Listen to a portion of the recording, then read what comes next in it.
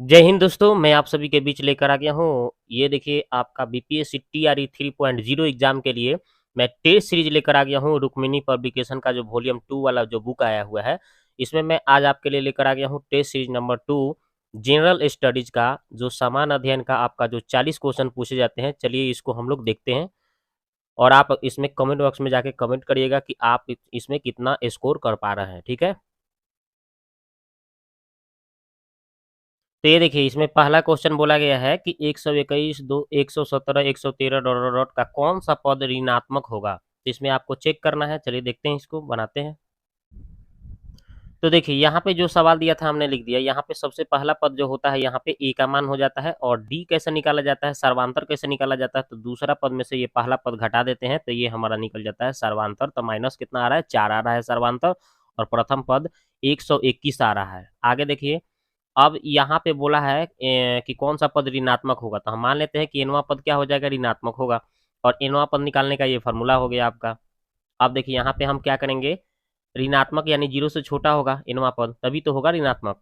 तो चलिए, तो यहाँ पे है एनवा पद का, यहाँ पे ये सूत्र है, ये हम लिख देंगे। यहाँ पे एनवा पद का सूत्र यहाँ लिख दिया, जीरो है तो जीरो छोड़ दिया। और यहाँ ए का मान 121 और एन ऐसे ही छोड़ दिया -1, डी का मान -4 और आगे क्या है, जीरो से छोटा तो ऐसे लिख दिया 121 और इसको 4 -4 में एन से तो -4n माइनस माइनस क्या हो गया, +4 हो गया और ये जीरो है। अब ये 21 से 4 कितना हो जाएगा, 121 से 4 कितना हो जाएगा, 125 और ये -4n और ये जीरो। उसके बाद क्या किया कि ये हम 4n इधर ही रहने दिए और ये माइनस प्लस था उधर गया तो माइनस, तो माइनस माइनस क्या हो जाएगा, यहाँ प्लस हो जाएगा। ठीक है, यानी आपका 4n बराबर कितना हो गया आपका 125 से छोटा। अब यहाँ पे n का मान निकालेंगे तो 125/4 और इसको भाग देंगे तो 31.25 आएगा, जो कि 32 के नज़दीक है, यानी कि 32 हो जाएगा। यानी कि आपका कौन सा पद हो जाएगा, तो 32वां पद इसका आंसर होगा, ऋणात्मक हो जाएगा। ठीक है, तो इसका आंसर होगा 32वां पद, ऑप्शन नंबर बी। आगे देखते हैं ये वाला। ये देखिए बोला है निम्नलिखित में से कौन सी संख्या किसी घटना की प्रायिकता नहीं हो सकती। तो प्रायिकता होने का शर्त क्या है भाई, प्रायिकता का जो मान होता है दोस्तों, प्रायिकता का जो मान होता है ये क्या होता है आपका, याद रखिएगा, 0 से बड़ा या बराबर और 1 से छोटा या बराबर। मतलब 0 से बड़ा हो सकता है, 1 से छोटा हो सकता है, 0 हो सकता है, 1 हो सकता है, लेकिन 0 से छोट नहीं होगा और 1 से ज़्यादा नहीं होगा। तो देखिए यहाँ पे 0 से छोट ये माइनस में हो गया तो ये तो हो ही नहीं सकता, तो यही इसका उत्तर हो जाएगा -1.5। ये कभी नहीं हो सकता, प्रायिकता का मान कभी भी माइनस में दिखे तो वो नहीं होता है। ठीक है, और 1 से ज़्यादा भी दिखे तो वो भी नहीं होता है। ठीक है, अब देखिए ये वाला सवाल देखिए, कह रहा है कि एक ढेर में 5 किताबें हैं जिनमें से प्रत्येक की मोटाई कितना है भाई, 20 mm है। और 5 कागज सीट है, उसमें भी प्रत्येक की मोटाई कितना है, तो 0.016 mm है। तो इस ढेर में कुल मोटाई ज्ञात करना है। तो चलिए निकालते हैं इसको। तो ये देखिए कुल मोटाई ढेर की क्या हो जाएगा, तो देखिए उसमें जो किताब जो था उसकी मोटाई कितना दिया था, 20 दिया था ना। किताब की मोटाई 20 था और 5 गो किताब था तो 5 से गुना करेंगे हम। फिर कागज का जो सीट था उसकी मोटाई कितना दिया था, 0.016 दिया था और वो भी 5 गो था, ये भी 5 गो था। तो इसको 5 से गुना करेगा तो 100, इसको 5 से गुना करेगा तो इतना आ जाएगा और दोनों को जोड़ेगा तो इतना आ जाएगा। और उसके बाद हम क्या करेंगे, थोड़ा वैज्ञानिक पद्धति में इसको लिखना पड़ेगा क्योंकि इसी तरह से आंसर दिया है। तो ये दशमलव यहाँ से उठकर यहाँ पे आएगा, यानी 2 अंक घुसकेगा, यानी कि 2 शून्य बढ़ जाएगा, यानी 2 10 के पावर 2 हो जाएगा। 1.008 10 के पावर 2 mm हो जाएगा आंसर। ठीक है, तो इसका आंसर हो गया ऑप्शन नंबर बी। आगे देखते हैं ये वाला सवाल। देखिए कह रहा है कि एक प्रयोगशाला में अ, किसी निश्चित प्रयोग में बैक्टीरियो की संख्या कितना है, 2.5% प्रति घंटे की दर से बढ़ रही है। यदि प्रयोग में शुरू में बैक्टीरिया की संख्या जो है आपका कितना है, तो आपका 5,60,000 थी, तो 2 घंटे के अंत में बैक्टीरियो की संख्या कितनी हो जाएगी। तो चलिए निकालते हैं इसको। तो देखिए यहाँ पे हमने क्या किया कि शुरू में जो था, शुरू में बैक्टीरियो की संख्या कितना था, 5,60,000 और इसका दर कितना दिया था, 2.5% और 2 घंटा टाइम कितना दिया था, 2 वर्ष। अब इसके हिसाब से हमें 2 घंटे में बैक्टीरियो की संख्या कितनी हो जाएगी, ये सूत्र लगा देंगे चक्रवृद्धि ब्याज के हिसाब से, यानी कि P/1 प्लस R/100 के पावर थी समय यानी टी। तो समय हमें 2 दिया था और यहाँ पे दर आर का मान 2.5 दिया था और यहाँ पे पी का मान यानी मूलधन मूल कितना दिया था, इतना दिया था बैक्टीरिया। अब इसको हम सॉल्व करेंगे तो इसको दशमलव से हटाएंगे, नीचे एक और सोना लगाएंगे। अब 25 में 40 बार में 1000 कट जाएगा, यानी अब 1 बटा यहाँ पे 40 और इस 40 से कम 40 है 1, यहाँ क्या हो जाएगा 40 है 1, 41 हो जाएगा, 41/40 के पावर 2 और इसको यहीं रहने दिया। अब इसको हम 2 बार लिखेंगे, 41 गुने 41 है बटा 40 गुने 40, 2 शून्य से 2 शून्य ये कट जाएगा। अब बच जाएगा 5060 और ये 41 गुने 41 और बटा में 16, इसको गुना करिए और 16 से भाग दीजिएगा तो आपका इतना आ जाएगा। कितना आ जाएगा तो देखिए आपका 53 16 16.25 आ जाएगा, यानी कि इसका आंसर हो जाएगा लगभग में 53 16 16 इतना आ जाएगा, है ना। इतना आपका बैक्टीरिया हो जाएगी 5,31,616, ठीक है, यही इसका आंसर होगा। तो इसका आंसर हो जाएगा आपका ऑप्शन नंबर सी हो जाएगा, ठीक है। अगला सवाल देखिए, ये वाला देखिए, ये वाला देखिए, कह रहा है कि इतना का मान सी दिया है, फिर इतना का मान निकालना है आपको, तो इसको एक्स मान के निकाल लेंगे हम कि कौन सा हो सकता है। तो इसमें देखिए निकालते हैं, बताते हैं आपको। तो देखिए जब इतना का मान सी दिया था और दूसरा का मान ये हमें नहीं पता था, तो हम इसको एक्स मान लिए और इसको हम 1 और 2 कर लिए, समीकरण 1 मान लिए 2 मान लिया। हम इसको क्या करेंगे, ये दोनों को स्क्वायर करके क्या करेंगे, जोड़ देंगे, वर्क करके जोड़ेंगे। तो देखिए हम यही लिख दिया हूँ कि समीकरण 1 तथा 2 को वर्क करके जोड़ने पर, तो इसका हम पहले इस वर्क कर दिए, स्क्वायर कर दिए, फिर इसका भी स्क्वायर कर दिए और इस दोनों को जोड़ दिए, ठीक है। और उधर साइड में भी जो है उसको भी वैसे ही करेंगे, सी का स्क्वायर प्लस एक्स का स्क्वायर यहाँ पे लिख दिए हैं, ठीक है। आगे बढ़ाएंगे तो देखिए अब क्या है, a माइनस बी का होल स्क्वायर, तो A square plus B square है ना। अब -2 भी होता है तो -2 आई ए आई बी लिख दिए, आई कॉस आई साइन लिख दिया। फिर इसी तरह से इसको तोड़ेंगे तो ए स्क्वायर यानी कि ए स्क्वायर साइन स्क्वायर हो जाएगा, फिर बी स्क्वायर यानी बी स्क्वायर कॉस स्क्वायर हो जाएगा। अब माइनस थी प्लस है तो यहाँ पे क्या हो जाएगा, यहाँ पे प्लस दीजिएगा, थोड़ा सा मिस्टेक हो गया है। +2 ए बी तो 2 आई ए की जगह देखिए जो लिखा हुआ है ए और है जब बी है तो ए बी, आई देखिए कॉस है या साइन है तो कॉस साइन लिख दीजिए, चाहे साइन कॉस लिखिए, है ना, हो गया। और इधर सी स्क्वायर एक्स स्क्वायर ऐसे ही छोड़ दिए।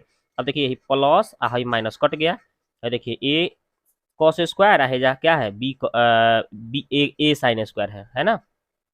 यहाँ पे देखिए ए साइन कॉस स्क्वायर है, यहाँ पे ए साइन स्क्वायर, तो ए स्क्वायर हम कॉमन ले लेंगे तो cos square plus sine square हो जाएगा। इसमें बी साइन स्क्वायर है, इसमें बी कॉस स्क्वायर है, तो बी कॉमन कर लेंगे हम, तो sine square plus cos square हो जाएगा। तो वही हमने कर लिया है देखिए। अब उसके बाद में इसका फार्मूला 1 होता है, sine square plus cos square theta का मान 1 होता है ना, इसी तरह से यहाँ भी आपका 1 हो जाएगा। और यहाँ पे सी स्क्वायर प्लस एक्स स्क्वायर यानी सी स्क्वायर प्लस एक्स स्क्वायर हो गया। और यहाँ पे ए स्क्वायर में एक्स है तो ए स्क्वायर है, बी स्क्वायर में एक्स है तो बी स्क्वायर, सी स्क्वायर प्लस एक्स स्क्वायर। अब यहाँ पे हम क्या किए हैं, इसी को यह पार ले लिया हूँ, तो A square plus B square minus C square है बराबर एक्स स्क्वायर, स्क्वायर हटेगा तो रूट चढ़ जाएगा, ये तीनों पर रूट चढ़ गया, तो यहाँ पे प्लस माइनस का चिन्ह छिपा हुआ है। और हमने जिसको इतना ही क्यों ना हमने एक्स माना था, यहाँ पे एक्स माना था, जो जिस एक्स का मान हमें जो आया वो हम क्या करेंगे, लिख देंगे, एक बार प्लस में एक बार माइनस में, दोनों मान आ रहा है। तो हमें ऑप्शन में देखने पर हमें एगो ऑप्शन बी में दे रहा है और ये ऑप्शन माइनस जो है वो आपका सी में भी दे रहा है, यानी कुल मिला के एक से ज़्यादा आंसर होगा, ऑप्शन डी आंसर होगा, ठीक है। तो देख लीजिए यहाँ पे आपका है बी नंबर में भी ऑप्शन में दे रहा है प्लस वाला और ये सी वाला में भी दे रहा है माइनस वाला, दोनों दे रहा है आंसर, तो इसलिए एक से ज्यादा answer option number D answer होगा। आगे देखिए ये वाला सवाल कह रहा है द्विघात समीकरण इतना दिया हुआ है तो इसके मूल जब समान है तो के का मान निकालना है, चलिए निकालते हैं। तो ये देखिए ये जो द्विघात समीकरण दिया था लिख दिया, मूल जब समान होता है तो डी का मान 0 होता है और डी का मान सूत्र होता है, विवेचक का सूत्र होता है बी स्क्वायर माइनस 4ac बराबर 0। तो बी के जगह कितना लिखा है k+1, तो यही हम बी के स्क्वायर यहाँ पे रख देंगे लिख कर। तो देखिए वही k+1 का होल स्क्वायर -4, आई देखिए 4 हो गया और यहाँ पे ए का मान और यहाँ पे सी का मान, तो ए के मान देखिए k+4 है, यहाँ पे ए का मान हो गया देखिए यहाँ एक्स स्क्वायर छूट गया है, एक्स स्क्वायर होगा, तो ए के मान k+4 हो गया और सी का मान 1 हो गया, ठीक है, लिख लीजिएगा। अब देखिए तो ये यहाँ पे बी स्क्वायर का रख दिया और ये इसको हमने 4 आई ए का मान आई सी का मान लिख दिया। अब ए प्लस बी का होल स्क्वायर पर A square plus 2ab plus B square पर तोड़ दिए इसको, तो इतना आ गया। फिर ये 4 से 4 में कैसे, तो 4 के और ये 4 चौके 16 माइनस प्लस माइनस, और इसके बाद में आगे बढ़ाए हैं तो देखिए के स्क्वायर छोड़ दिए है, देखिए यहाँ पे प्लस में 2k आएगा, यहाँ पे माइनस में 4k है तो घटेगा तो -2k हो जाएगा। और यहाँ पे देखिए 16 प्लस में है और एक नहीं 16 माइनस में है और एक प्लस में आएगा, तो 16 में से एक घट जाएगा तो -15 आ जाएगा, 0 है तो 0। अब इसको हम ट्रिक से बता देंगे, बना देंगे, गुना करने पर 15, जोड़ने घटाने पर 2, तो 5 3 15 हो जाएगा, आप 5 में से 3 घटाएंगे तो 2 हो जाएगा। तो हम क्या करेंगे, हम माइनस में 5 लेंगे तब प्लस में 3 लेंगे तभी ना प्लस माइनस घट के -2 आएगा। अब इसी को हम क्या करेंगे, अब के का मान निकालेंगे तो चिन्ह बदल देंगे, माइनस है तो प्लस है, प्लस है तो माइनस, यहाँ पे कुछ सटल नहीं है, सटल रहता तो भागो दे देते, तो यही आपका एगो 5 आएगा, एगो -3 आएगा इसका आंसर। तो 5 और 3 दोनों आंसर दिया है, एगो ए में 5 दिया है, बी में -3 दिया है, यानी एक से ज़्यादा आंसर है, तो इसलिए इसका आंसर डी होगा। ठीक है, चलिए, तो ए भी आंसर हो जाएगा, बी भी हो जाएगा, यानी कुल मिला के एक से ज़्यादा आंसर है, तो ऑप्शन नंबर डी आंसर। आगे देखते हैं ये वाला, कह रहा है कि आपका 15 दिन में एगो कौनो ए व्यक्ति है, ए काम करता है, और यहाँ पे बी छूट गया है, लिख लीजिएगा, बी किसी काम को 21 दिन में कर रहा है, तो दिनों में कर सकता है, तो वे एक साथ मिलकर कितने दिनों में कर सकता है? चलिए निकालते हैं इसको। तो ये देखिए, ए काम को 15 दिन में, बी किसी काम को 21 दिन में, तो दोनों का हम एलसीएम निकालेंगे 15 और 21 का, तो 105 हो जाएगा। 15 से भाग देंगे 105 को तो 7 बार में, 21 से भाग देंगे 105 को तो 5 बार में, या दोनों मिलकर जब काम करेगा तो ये टोटल वर्क कितना था 105, और दोनों का कैपेसिटी कितना था 7 और 5, यानी दोनों को जोड़ देंगे, यानी 12 हो जाएगा, और 105 पहले 3 से काटे तो 3 का 12, 35 बचे 35 दिए 105। अब उसके बाद में 35/4 को पूर्णांक तोड़ दिए तो 8.3/4 इसका आंसर। ठीक है, तो इसका आंसर ऑप्शन नंबर बी हो गया। आगे देखते हैं ये वाला सवाल, देख लीजिए, कह रहा है कि दो संख्याओं का लौसर जब आपका कितना है 84 है, तो उन संख्याओं का अनुपात जब इतना दिया है तो योग क्या होगा? तो सिंपल आराम से बना सकते हैं। तो 2 और 3 का एलसीएम क्या आएगा 6, इसमें हम x लगा लेंगे क्योंकि अनुपात में दिया है, और इसका एलसीएम कितना दिया है भाई 84, 2 3 का एलसीएम भी 6 आएगा, है ना, और 84 दिया है, तो इसको काटिए, कितना बार में 14 छक 84 14, यानी x का मान कितना आ रहा है 14 आ रहा है। अब हमें क्या बोला है दोनों संख्याओं का योग, तो ये दोनों संख्या का अगर हम ये दोनों में x लगा के जोड़ेंगे, यानी 2x आई 3x, कितना हो जाएगा 5x, और हमें 5 और x का मान 14 आया था, तो 14 पचे कितना हो गया 70, तो इसका आंसर 70 होगा। देखिए कहाँ है, option number B, option number A इसका आंसर। चलिए अब हम देखते हैं जीके जीएस स्टार्ट होता है यहाँ से। वर्तमान में भारत के महान न्यायवादी कौन थे? तो वर्तमान में आपको पूछा गया है महान्यायवादी, तो इसका आंसर हो जाएगा दोस्तों option number B, R Venkat Mani. ठीक है, आर वेंकटर मणि, याद रखिएगा। ये कौन से थे? तो ये इनका याद रखिएगा, ये 16वां थे। कौन सा? भारत के महान्यायवादी कौन सा बने हैं? तो 16वां बने हैं, याद रखिएगा। ठीक है, तो इसका आंसर आपका हो जाएगा ऑप्शन नंबर बी। आगे बात करते हैं ये वाला, देखिए, हाल ही में जीआई टैग नामित अंगूर की किस्म पनीर खीरा चाय की खेती किस राज्य के प्रसिद्ध कम्बुम घाटी में की जाती है? तो याद रखिएगा, ये तमिलनाडु। कहाँ पे की जाती है? तो तमिलनाडु, याद रखिएगा। तो तमिलनाडु राज्य है ना, वहाँ पे एक प्रसिद्ध कम्बुम घाटी है, वहीं पे अंगूर किस्म के पनीर खीरा चाय की खेती की जाती है। ठीक है, याद रखिएगा। और अंगूर की खेती जो होता है ये क्या कहलाती है? विटीकल्चर कहलाती है। विटीकल्चर, अंगूर की खेती करना क्या कहलाता है? विटीकल्चर कहलाती है, याद रखिएगा। और अंगूर में टाटरी कमल पाया जाता है, याद रखिएगा। ठीक है, इमली चाहे अंगूर में टाटरी कमल पाया जाता है। और सबसे ज़्यादा अंगूर के उत्पादन करने वाला राज्य अपना महाराष्ट्र है। कौन सा है? भारत का कौन सा राज्य? तो महाराष्ट्र में सबसे ज़्यादा अंगूर की खेती होती है, याद रखिएगा। आगे बात करते हैं, तो देखिए अगला सवाल क्या है। अगला सवाल कर रहा है, हाल ही में कौन भारतीय मूल की महिला विश्व बैंक वैश्विक पर्यावरण सुविधा GEF की प्रथम महिला डायरेक्टर बनी? तो कौन बनी है?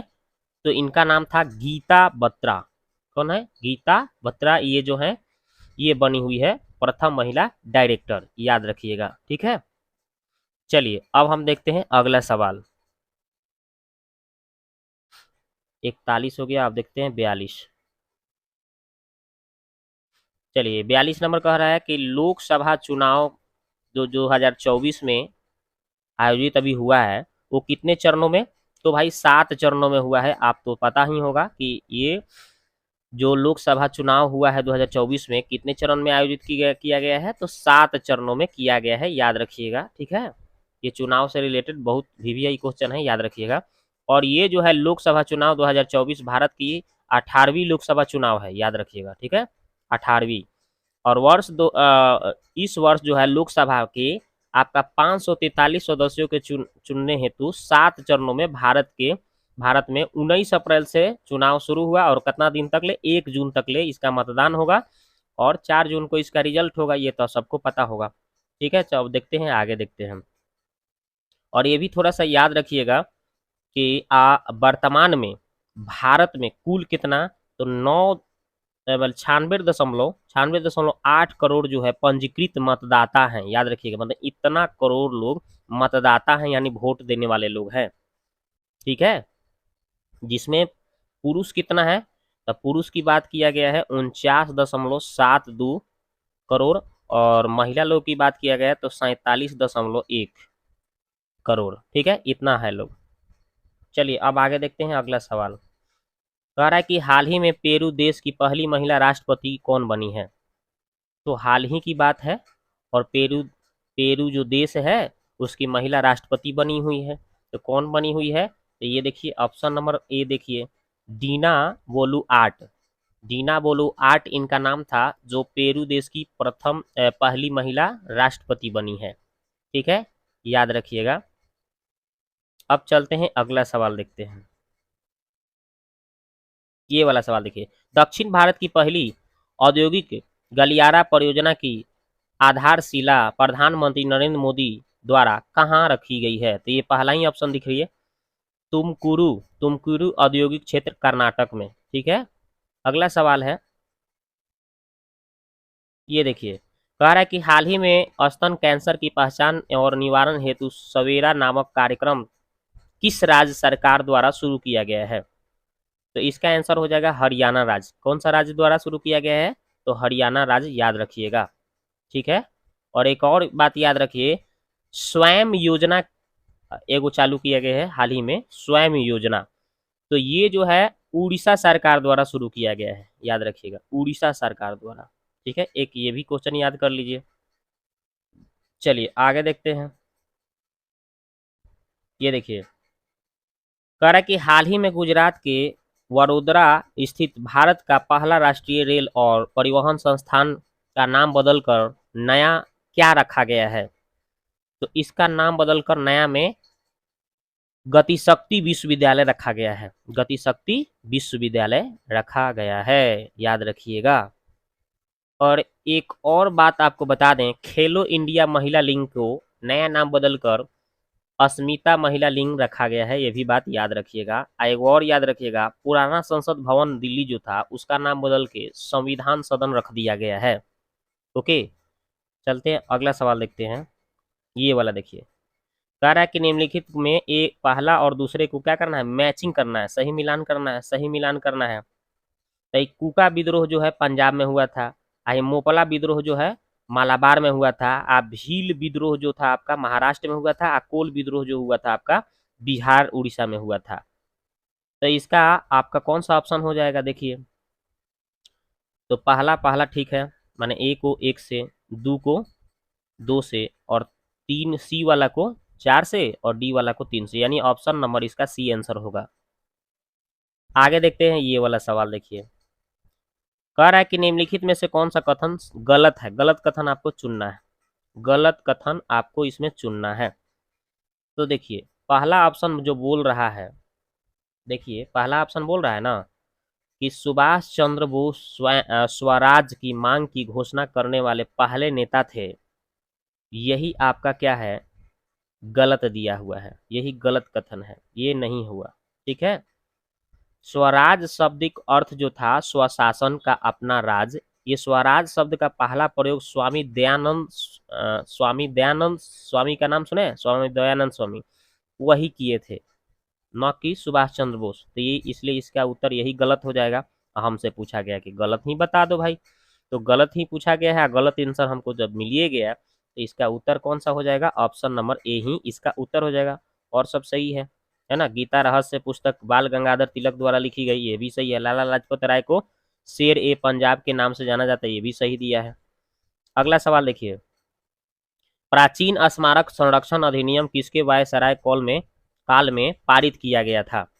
तो देखिए, तो इसका आंसर पहला ही हो जाएगा, लॉर्ड कर्जन के ही जो काल चल रहा था, मतलब समय चल रहा था ना राज का, लॉर्ड कर्जन। तो यही याद रखना है आपको कि प्राचीन स्मारक संरक्षण अधिनियम किसके वायसराय के काल में पारित किया गया था। तो ये कौन थे वायसराय, लॉर्ड कर्जन, उसी के समय में ये स्मारक संरक्षण अधिनियम क्या हुआ था, पारित किया गया था। अगला सवाल देखते हैं। अब देखिए ये वाला, बोला है कि थॉमस मैकले ने मैकाले में अपना प्रसिद्ध मिनट कब प्रस्तुत किया था? तो कब प्रस्तुत किया था, तो इसको देखते हैं। तो इसका उत्तर हो जाएगा दोस्तों ऑप्शन नंबर बी आपका 2 फरवरी 1835 में। 2 फरवरी 1835 में ये प्रस्तुत किए थे, याद रखिएगा। ठीक है। अब अगला सवाल देखते हैं।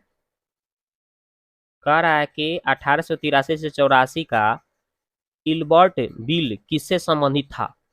तो किससे संबंधित था, तो ये पहला ही ऑप्शन हो जाएगा न्यायिक सुधार से संबंधित था। न्यायिक सुधार से संबंधित था, याद रखिएगा। ठीक है। और ये कब हुआ था, बिल कब पारित किया गया था? इल्बर्ट बिल कब लाया गया था, किसके समय काल में, किसके कौन सा वायसराय था उस समय? तो लॉर्ड रिपन के जब समय काल चल रहा था उसी समय ये पारित किया गया था। अगला है कि 1815 के विद्रोह के बारे में कौन सा कथन सही है? इसमें आपको सही कथन चुनना है। तो देखिए 1857 के जो विद्रोह को सभी रियासतों का समर्थन था, प्राप्त था, ये तो सही है बोल दिया। विद्रोह के दौरान लॉर्ड कैनिंग गवर्नर जनरल था। विद्रोह जब हुआ था तो उस समय कौन था गवर्नर जनरल? तो लॉर्ड कैनिंग था, ये भी बात सही है बोल दिया। और ये तीसरा बात बोला है विद्रोह मुख्यतः सामंती चरित्र का था और इससे में कुछ राष्ट्रवादी तत्व भी थे, ये भी सही बोला, यानी सब सही है। यानी इसका आंसर होगा उपयुक्त में से एक से ज्यादा। अगला सवाल देखते हैं। ऑपरेशन पोलो। ऑपरेशन पोलो क्या था भाई? तो ऑपरेशन पोलो जो था आपका, ये 1948 की हैदराबाद पुलिस कार्रवाई से संबंधित था। ठीक है, याद रखिएगा, ये इसका आंसर पहला ही हो जाएगा। चलिए आगे देखते हैं। राजा रंजीत सिंह। राजा रंजीत सिंह के तत्काल उत्तराधिकारी कौन थे? तो राजा रंजीत सिंह के तत्काल उत्तराधिकारी खड़क सिंह थे। कौन थे? खड़क सिंह। खड़क सिंह के हैं, ऑप्शन नंबर ए इसका आंसर हो जाएगा। ठीक है। और एक बात ये भी बात याद रखिएगा कि महाराज रंजीत सिंह का जन्म 13 नवंबर 1780 को गुजरा गुजरावाला में हुआ था, जो कि अब पाकिस्तान में स्थित है। ठीक है, ये भी बात याद रखिएगा। अगला सवाल है कि गोदावरी नदी का उद्गम स्थान किस स्थान से है? मतलब गोदावरी नदी का उद्गम किस स्थान से होता है? तो देखिए, तो इसका उत्तर हो जाएगा दोस्तों ऑप्शन नंबर ए, देख रहे हैं, ब्रह्मागिरी की पहाड़ियों से। कहाँ से? ब्रह्मागिरी के पहाड़ियों से ये उद्गम होती है। और गोदावरी नदी की अगर कोई लंबाई पूछ दे तो 1465 किलोमीटर बताइएगा। 1465 किलोमीटर बताइएगा गोदावरी नदी की लंबाई। ठीक है। और देखा जाए तो गोदावरी नदी जो था प्रायद्वीपीय भारत की सबसे लंबी नदी है, ये भी बात याद रखिएगा। जो भारत की दूसरी सबसे लंबी नदी है, ये भी बात याद रखिएगा। ठीक है। और पहली गंगा, दूसरी ये गोदावरी। गोदावरी नदी का वृद्ध गंगा या दक्षिण गंगा भी कहा जाता है, ये भी बात आपको याद रखना है। चलिए अगला देखते हैं। सागर गांधी सागर बांध किस राज्य में स्थित है? गांधी सागर बांध किस राज्य में स्थित है? तो ये आपका मध्य प्रदेश में है। कहाँ पे है? मध्य प्रदेश में स्थित है, याद रखिएगा। गांधी सागर बांध जो है मध्य प्रदेश में स्थित है। गांधी सागर बांध चंबल नदी पर है। कौन नदी पर है अगर पूछेगा तो चंबल नदी पर है, याद रखिएगा, चंबल नदी पर स्थित है। अगला सवाल देखते हैं। सांभर झील कहाँ है? सांभर झील कहाँ है? तो सांभर झील जो है राजस्थान में है। कहाँ पे है? राजस्थान में है सांभर झील। राजस्थान में सांभर झील है, याद रखिएगा। अब भारत का सबसे नमकीन झील सांभर झील को कहा जाता है। सबसे भारत का नमकीन झील सांभर झील को ही कहा जाता है, ये भी बात आप याद रखिएगा। अब भारत का सबसे मीठा पानी वाला झील को किसको कहा जाता है? तो उलर झील को कहा जाता है। कौन सा झील को? उलर झील को कहा जाता है, ये भी बात आप याद रखेंगे, जो कि जम्मू कश्मीर में है। कहाँ पे है? जम्मू और कश्मीर में है। ठीक है। एगो लोनार झील का नाम सुने होंगे। लोनार झील कहाँ है? महाराष्ट्र में है। लोनार झील पूछ देगा कि कहाँ पे है, तो महाराष्ट्र में, याद रखिएगा। अगला है 0 डिग्री अक्षांश और 0 डिग्री देशांतर कहाँ स्थित है? ये अगर आपसे पूछ दे तो इसका आंसर पहला ही है अटलांटिक महासागर में। कहाँ भी? तो अटलांटिक महासागर में ये स्थित है, याद रखिएगा। अगला है कोरोमंडल तट। निम्नलिखित में किन दो राज्यों की गृह भूमि है? तो इसका आंसर हो जाएगा दोस्तों ऑप्शन नंबर सी, तमिलनाडु और आंध्र प्रदेश। किसका जी? तमिलनाडु और आंध्र प्रदेश आपको याद रखना है। आगे देखते हैं, ऊंट को रेगिस्तान का जहाज कहा जाता है। इस धारणा से लिया गया है, इस धारणा से लिया गया है, किस धारणा से? तो देखिए ये इसका आंसर हो जाएगा, ऊंटों का उपयोग रेगिस्तान में परिवहन के लिए लोग उपयोग करता है, याद रखिएगा, यही हो जाएगा इसका आंसर। अब देखिए अगला सवाल है, दुनिया का सबसे व्यस्त समुद्री मार्ग कौन सा है? दुनिया के सबसे व्यस्त समुद्री मार्ग अगर पूछा जाएगा तो यही आपका ऑप्शन नंबर उत्तरी अटलांटिक समुद्री मार्ग याद रखेंगे। ठीक है, यही जो है दुनिया का सबसे व्यस्त समुद्री मार्ग है। ठीक है, और विश्व में सर्वाधिक व्यापार माने सबसे ज्यादा व्यापार जो किया जाता है जल मार्ग से, समुद्री मार्ग से किया जाता है, याद रखिएगा।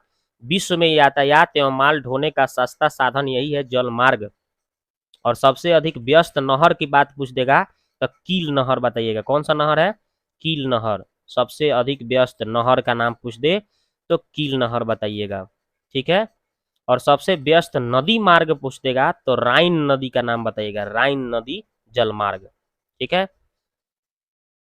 अगला है कि 2011 के जनगणना के अनुसार डॉट भारत का सबसे अधिक आबादी वाला राज्य है। सबसे अधिक आबादी वाला राज्य पूछा जा रहा है और 2011 के जनगणना के अनुसार, तो उत्तर प्रदेश का नाम सुने हैं, यही है। उत्तर प्रदेश में सबसे ज्यादा अधिक आबादी था, भारत के उत्तर प्रदेश राज्य में सबसे ज्यादा था 2011 के मुताबिक। ठीक है, अगर दूसरा पूछ देगा तो महाराष्ट्र, दूसरा नंबर पर कौन आता है? तो महाराष्ट्र। सबसे कम आबादी वाला पूछ दे तो सिक्किम बताना है, सबसे कम वाला आबादी वाला पूछ दे तो सिक्किम बताना है, याद रखेंगे। चलिए अगला देखते हैं, ये देखिए, तो 12 सेमी फोक्सांतर के उत्तर लेंस 2 सेमी पर एक वस्तु रखा गया है, तो प्रतिबिंब कहाँ और कैसा बनेगा? तो चलिए इसको अगर हम सॉल्व करते हैं तो देखिए 12 सेंटीमीटर फोक्सांतर है और उत्तर लेंस है, तो फोकस दूरी उत्तर लेंस में कैसा होता है? प्लस में होता है, तो फोकस दूरी तो ये प्लस में हम लिख लेंगे।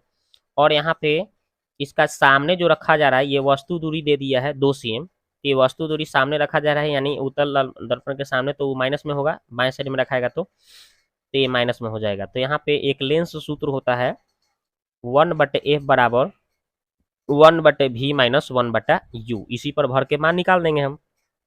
तो हम क्या करेंगे, f का मान हमें 12 दिया है, यहाँ पे 12 भर देंगे, तो 1/12, ठीक है, बराबर 1/u भी भले, और यहाँ पे माइनस, ये तो माइनस में दिया दिया रहेगा ना, उसके सामने रखा है तो माइनस, यहाँ पे सूत्र में भी माइनस है तो माइनस माइनस क्या हो जाएगा? प्लस, यानी 1/2 प्लस में हो जाएगा। अब क्या करेंगे, 1/12 में से 1/2 जाके घटेगा तो 1/v का मान निकलेगा, यानी 1/12 में से जाके 1/2 घटेगा, तो एलसीएम लेंगे तो 12 लघुत्तम होगा, तो 1 माइनस कितना हो जाएगा? 6 दूना 12, 6, यानी कि घट के कितना आएगा? -5/12। ठीक है, अब इसको आप -5/12 को अब जैसे ही आप भाग देंगे, ठीक है, तो भाग देंगे तो कितना हो जाएगा? और यहाँ पे देखिए -5/12 जो आ रहा है ये किसका मान आ रहा है? 1/v का मान आ रहा है, 1/v का मान -5/12 आ रहा है। तो यहाँ से v का मान निकालेंगे तो v बराबर कितना हो जाएगा? उलट जाएगा, यानी 12/5 आ जाएगा माइनस में, और 12 में 5 से जब भाग देंगे हम तो कितना आएगा? 2.4 सेमी आ जाएगा। ठीक है, v का मान माइनस में आ जाएगा, तो यही 2.4 सेमी माइनस में आ रहा है, तो इसका प्रतिबिंब जो बनेगा दोस्तों ये आपका माइनस में नेगेटिव बनेगा।